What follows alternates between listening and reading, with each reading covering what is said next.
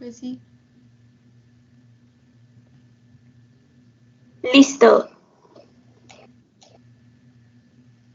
Nosotros somos el equipo 6. Vamos a presentar el PPA1, que es el protocolo de análisis físico-químico de una muestra de agua. Ok, aquí el marco teórico es el análisis físico-químico. Consiste en la medición de diversas propiedades físicas de los sistemas, en la mayoría de los casos de las temperaturas de transición de fase y sus propiedades térmicas, eléctricas y ópticas. Los análisis físico-químicos se requieren en diversos productos, alimentos o sustancias, pero principalmente el agua para obtener una medición adecuada de la misma mediante métodos o pasos.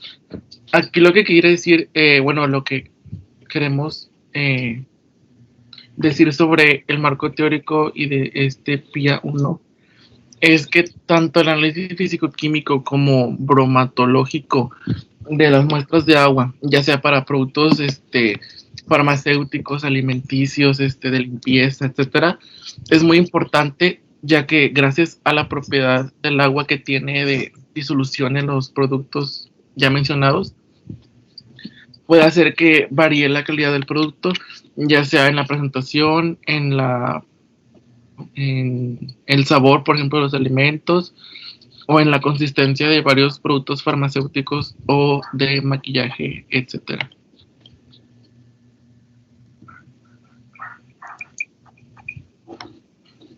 Ok. La metodología de estos análisis físico-químicos del agua. Estos primeros tres son la determinación del pH, la prueba de amonio y la prueba de nitritos. La determinación de pH consiste en simplemente utilizar el potenciómetro. En base a eso, calibrarlo con una solución buffer o con agua estéril y con un pH de 7 o cercano a 7 para poder utilizarlo. Y ahí mismo en ese aparato se pueden poner las muestras, ya sea de alimentos o de cualquier sustancia que se requiera, para poder determinar el pH y así que tenga una mayor calidad del producto. Para poder decidir sobre la potabilidad del agua, se requiere el control de un número elevado de parámetros químicos y determinados parámetros bacteriológicos. Dentro de los primeros cobra especial importancia el amonio, los nitratos, los nitritos, indicadores de contaminación por excelencia. La prueba de amonio es de escasa acción tóxica y su existencia aún en bajas concentraciones puede significar contenido aumentado de bacterias fecales. La prueba de nitritos es de forma inmediata y aparte no es tóxica con el agua que se está estudiando. Dada la secuencia de oxidación bacteriana, esto permite dar también calidad al producto.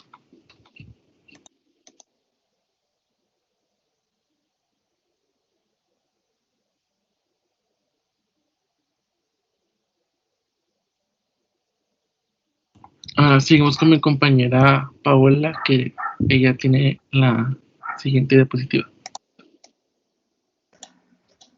Los siguientes métodos son los de nitratos, cloruros y la determinación de cloro libre en aguas. Para los nitratos, la existencia de estos en aguas superficiales no contaminadas y sin aportes de aguas industriales y comunales se debe a la descomposición de la materia orgánica, ya sea vegetal o animal, y el aporte del agua de lluvia. Esta en un porcentaje de 0,4 y 8 partes por millón. En los cloruros, todas las aguas contienen estos. En una gran cantidad puede ser índice de contaminación, ya que las materias residuales de origen animal siempre tienen considerables cantidades de estas sales. Un agua con alto tenor de toxicidad, amoníaco, nitrato, nitrito, se considera una contaminación y por lo tanto los cloruros tienen ese origen. Pero si estas sustancias faltan en ese alto tenor, se debe a que el agua atraviesa terrenos ricos en cloruros. Los cloruros son inocuos de por sí, pero en cantidades altas dan un sabor desagradable. El valor máximo de estos aceptable es de 350 miligramos por litro. En la determinación de cloro libre en agua tiene parte la ortotulidina, que es un medio clorhídrico y en presencia de cloro libre se oxida, dando un compuesto de coloración amarilla. Como la intensidad de la coloración aumenta por concentraciones crecientes de cloro, se puede determinar por colorimetría, utilizando una serie de patrones de concentración conocida. Siguiente, por favor. Metodología, análisis físico-químico del agua. Residuos por evaporación, sólidos disueltos. Se denomina así al peso de las sustancias disueltas en un litro de agua no volátiles a 105 grados centígrados. Se consideran disueltas aquellas que no son retenidas por filtración. Dureza. Se habla de aguas duras o blandas para determinar calidad de las mismas. Las primeras tienen alto tenor de sales de calcio y magnesio disueltas. Las blandas son pobres en estas sales. Bicarbonato de calcio y magnesio, dureza temporal. Sulfato y cloruro de calcio y magnesio son de dureza permanente. Puede haber también nitratos, fosfatos, silicatos, etc. Dureza permanente. El agua debe tener una dureza comprendida entre 60 y 100 miligramos litros, no siendo conveniente agua de dureza inferiores a 40 miligramos litros por su acción corrosiva. Valor máximo aceptable de dureza total, CaCO 3, 400 miligramos litros. Alcalinidad. Está representada por sus contenidos en carbonatos y bicarbonatos. Eventualmente se puede deber a hidróxidos, boratos, silicatos, fosfatos. Las soluciones acuosas de boratos tienen un pH de 8.3 y las de ácido carbónico tienen un pH de 4.3. Por estas razones se toman estos pHs como puntos finales. Como indicadores de estos puntos se utilizan fenolfataleína, pH de 8.3, y L-anitilina de pH 4.2.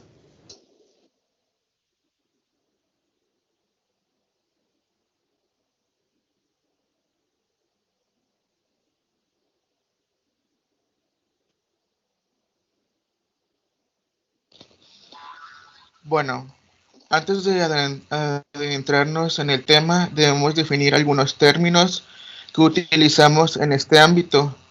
Por ejemplo, se denomina muestra a una parte representativa de la materia, o sea, el objeto de análisis, siendo una alícuota de la muestra una porción o fracción de la misma. Se llama analito a la especie química objeto del análisis. La matriz de la muestra será el conjunto de todas aquellas especies químicas que acompañan al analito en la muestra. La técnica analítica es el medio utilizado para llevar a cabo el análisis químico. Un método analítico es un conjunto de operaciones físicas y químicas que permite identificar y o cuantificar un componente químico, o sea, el analito, en el sistema material que lo contiene, o sea, la muestra. Este tema es clasificación de los métodos analíticos. Existen 6. El primero se basa en la naturaleza del analito, orgánico e inorgánico. Orgánico, cualquier compuesto de carbono. Inorgánico, cualquier compuesto que no tiene carbono.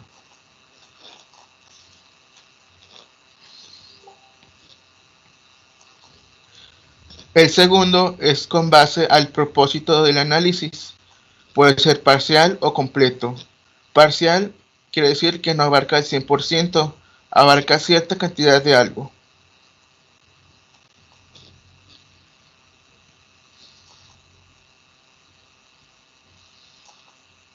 Siguiente, por favor.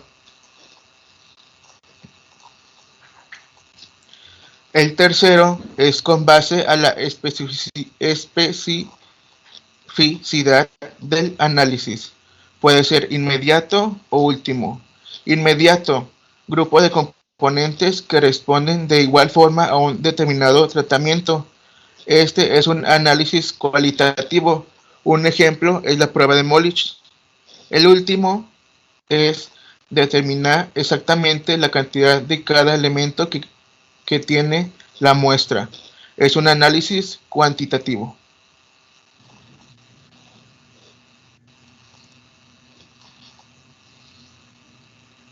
Un método más analítico es con base a la escala. Hay de dos tipos, al tamaño de la muestra y al contenido del constituyente analizado. Al tamaño de la muestra se divide en macro, semimicro, micro y ultramicro. El macro es cuando tenemos de 0.1 a 2 gramos de muestra. Semimicro cuando tenemos de 0.01 a 0.001 gramos de muestra. El micro cuando tenemos 1 miligramo de muestra y el ultramicro cuando tenemos 1 microgramo de muestra. El segundo, que es al contenido del constituyente analizado, el principal es cuando representa más del 1% de la muestra. El secundario, cuando está entre 1 y 0.1%. El traza es cuando es menor del 0.01%.